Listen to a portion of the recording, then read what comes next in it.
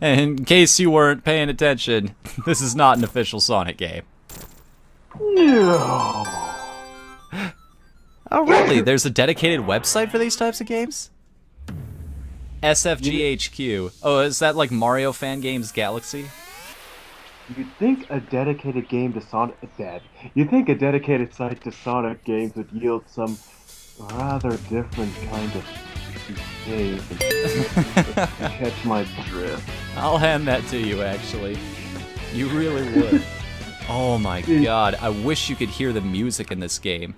Everybody on the planet was telling me that Sonic the Hedgehog after the sequel was pretty much the best Sonic fan game in existence, next to maybe Sonic Worlds, I believe it is. They were telling me it's pretty much the Sonic game they wish Sega had made for the longest time possible. Ooh. So well, I'm actually kind of looking forward to this. You know, that's sadly not saying much considering Sega's Sonic team's practices of making games. Well, let's not focus on that, okay? This is basically the way to cleanse the palate after the last Sonic game that we did. And basically remember that this series can be good after all. So we play classic mode or story mode. Do you care about the narrative at all? Yeah, you know, the strangest part, Sonic has a, like during our other Sonic playthrough, I've noticed Sonic has a bit of a rich history. Alright, new game then. Story mode it is.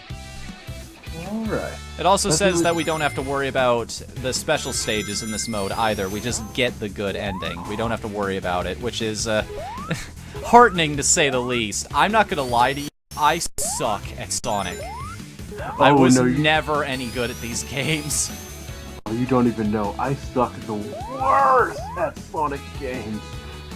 I don't know, that sounds like a challenge. Oh, dude, we need to have a suck-off. Just gonna let that one slide. Let it roll, if you will. Let it rock, let it roll. Let it suckle. I mean, oh man. I am just not on it. But you know why? It's because why? I'm looking at a good Sonic game. I'm looking at. You can't believe your eyes. And you know what? It feels really good too. I am looking at this, and this background's breathtaking. We have Tails and X-Wing over yonder. I wish you could hear the music, dude. I really do. I'll link you to the soundtrack after this playthrough because this is pretty legit. This music is legit catchy. And to make things better, we have Batniks again.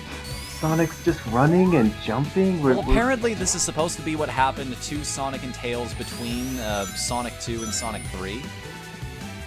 Ah. So Eggman's still the bad guy. He's still... Well, actually, Robotnik's still the bad guy if we're splitting hairs about it in this case. If we're gonna really split hairs, what? Dr. Kintabor is the bad guy.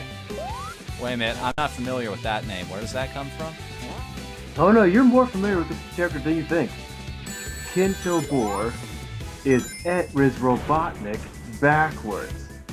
In the comics, in almost all the comics, that's who Robotnik was before his horrible lab accident that turned him into Dr. Robotnik. Whoa, that was hold on, let's see if I can replicate that. Yep, well... It's a Sonic game! Oh, come on. Nothing's perfect.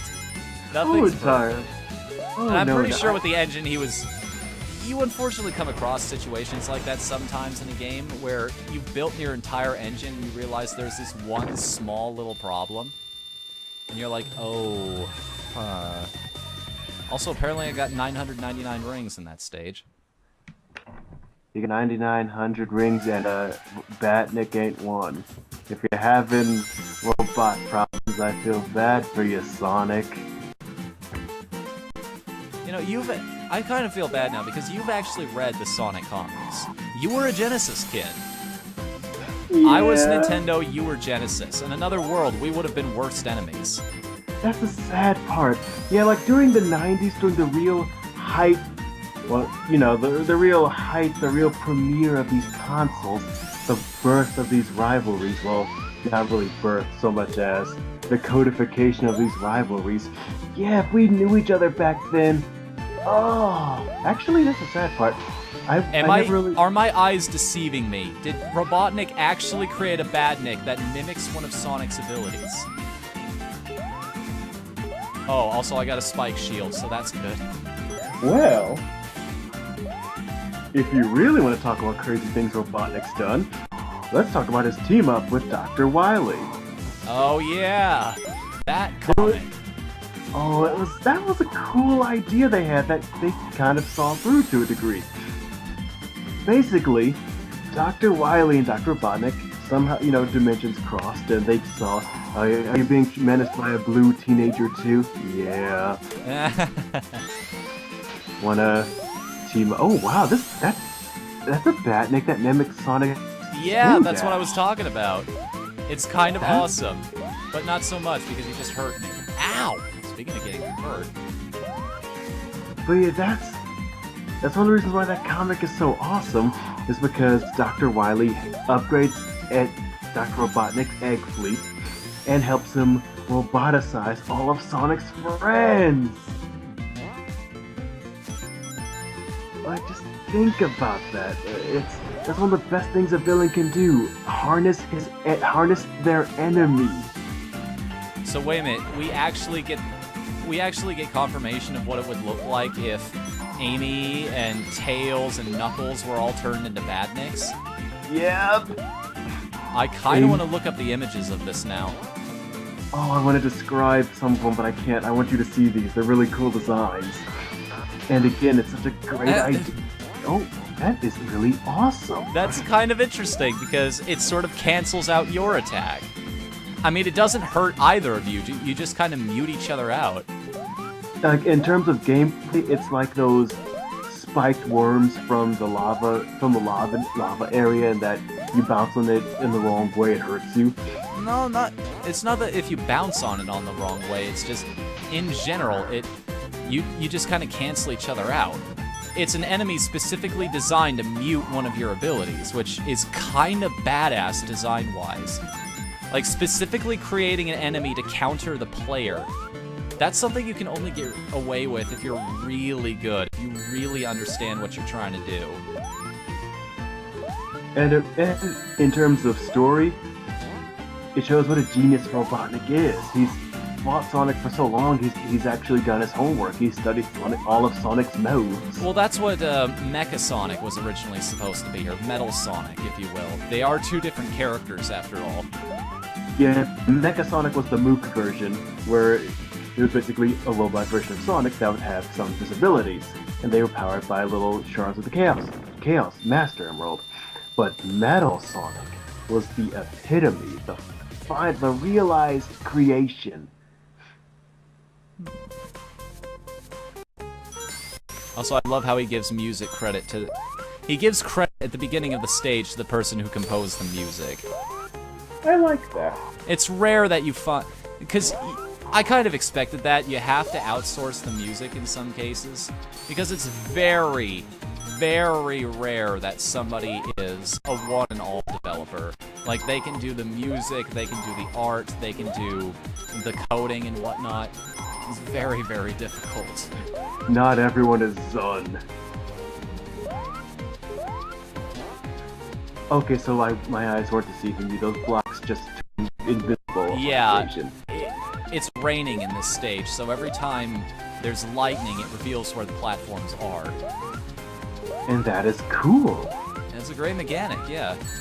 And I love lightning being used to effect in scenery. Because when you just have lightning in the background and it doesn't do anything, it's such a wasted opportunity. Well, I also love that it's going back to what I believe his name is Satchbag was describing about Sonic 3. The stage pretty much explains itself.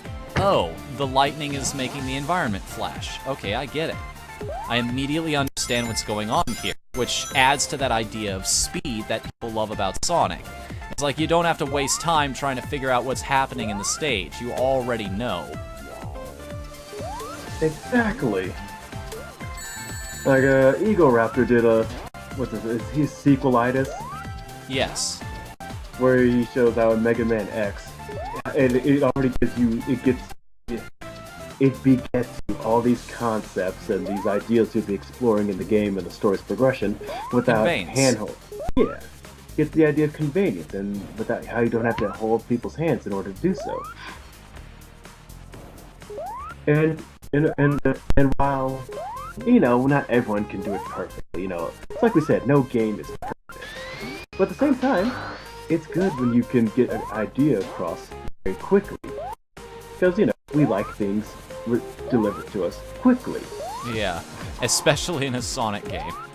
Oh, entirely. And, oh man, I usually have a billion things to say right now, but I am really taken away with just how good this is. I will bring this game with me when I come up to Ohio. You can rest assured, I'll let you guys play this one. Because it's like, this is exactly what I hoped that other game. I also haven't died yet, which is stunning to me. Because this is the point in most Sonic games where I would have eaten it by now. Oh dude, the water would have destroyed me. So you're already better than I am. Well, they gave you a bubble shield right off the bat, so... I would have lost that. Oh, I would have lost that bubble shield so badly.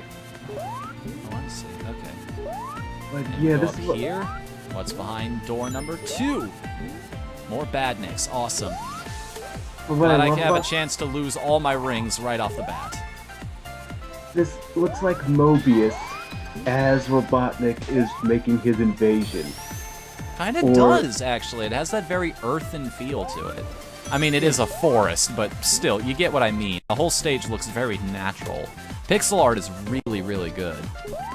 Exactly. They've got the big spires in the forest. Come to think of it, all of these are totally new sprites. I just realized that. Like, Sonic himself is a totally new sprite. The springs are all handcrafted. He's shinier. He actually... His design looks a lot more...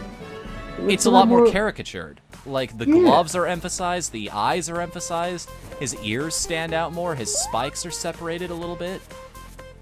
And he's got a... I think his feet are bigger, too, so you can really see the detail on the shoes. And his coloring is brighter. He just looks so much more vibrant and alive. It's a breath of fresh air. We don't have to look at Sonic Boom anymore.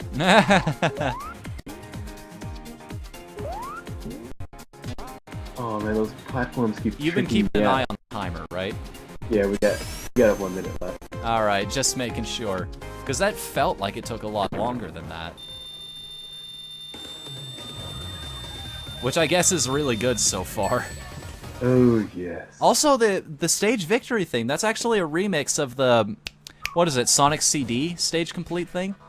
Oh, yeah. Ooh, pixelated story. We're getting cutscenes. Huh? Oh, Meccatails! He's gonna eat our babies! Oh, we get to fight him. Alright.